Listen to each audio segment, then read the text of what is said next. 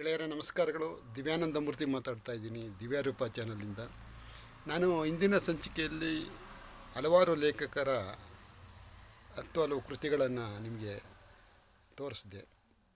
ಯಾಕೆ ಅಂತಂದರೆ ನಾವು ವಿಡಿಯೋ ಮಾಡುವಾಗ ಸೆಲ್ಫಿ ಮೂಡಲ್ಲಿ ಮಾಡ್ತಿರ್ತೀವಿ.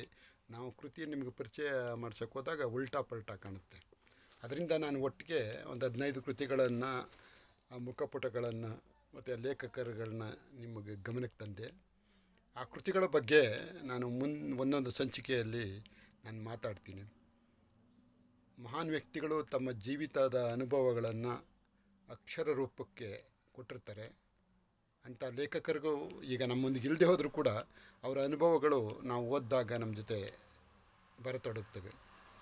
ನಾವು ಪುಸ್ತಕ ಓದುವ ಅಭ್ಯಾಸ ನಮ್ಮ ಹಲವು ಚಿಂತೆಗಳನ್ನು ನಿವಾರಿಸಿ ನಮ್ಮನ್ನು ನೆಮ್ಮದಿಯ ತಾಣಕ್ಕೆ ಕರ್ಕೊಂಡೋಗೋದ್ರಲ್ಲಿ ಎರಡು ಮಾತಿಲ್ಲ ಗೆಳೆಯರೆ.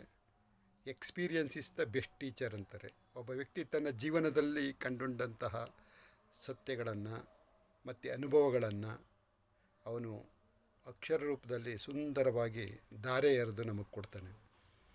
ಆ ಪುಸ್ತಕಗಳನ್ನು ಓದುವ ಅಭ್ಯಾಸವನ್ನು ನಾವು ಮಾಡಿಕೊಂಡ್ರೆ ತುಂಬ ಚೆಂದ. ಭಾಳಷ್ಟು ಜನ ಅಭ್ಯಾಸ ಕರಗತ ಆಗಿರುತ್ತೆ. ಅಂಥವ್ರ ಬಗ್ಗೆ ನಾವು ಹೇಳಂಗೇ ಇಲ್ಲ. ಅದ್ಭುತವಾಗಿ ಓದ್ತಾರೆ. ಅವರು ಓದುವ ಸವಿಯನ್ನು ಸದಾ ಸವಿತಾನೇ ಇರ್ತಾರೆ.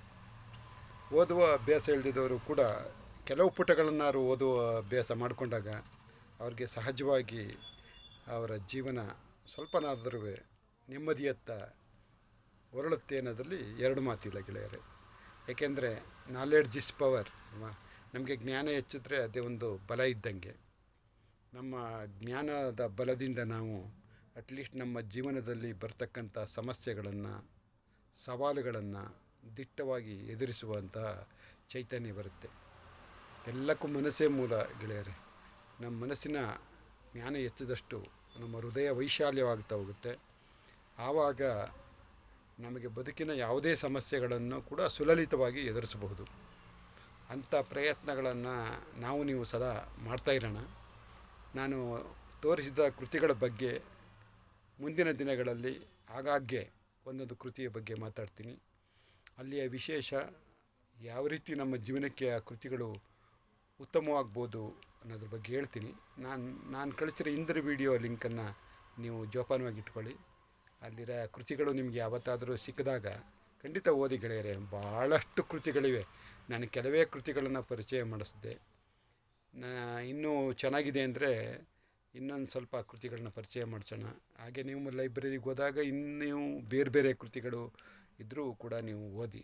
ನಾನು ಓದಿದ ಕೆಲವು ಕೃತಿಗಳಲ್ಲಿ ಇಂತಿಂಥ ಕೃತಿಗಳು ಚೆನ್ನಾಗಿದೆ ಅಂತ ಮಾತ್ರ ನಾನು ಹೇಳಿದ್ದೀನಿ ಗೆಳೆಯರೆ. ಅಂಥ ಕೆಲಸ ನೀವು ಸದಾ ಮಾಡ್ತಾ ಇರೋಣ.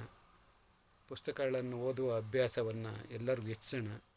ನಾವು ಯಾರಿಗಾದರೂ ಏನಾದರೂ ಕಾಣಿಕೆ ಕೊಡಬೇಕಾದಾಗ ಪುಸ್ತಕಗಳನ್ನೇ ಕೊಡೋದು ಭಾಳ ಒಳ್ಳೆಯದು.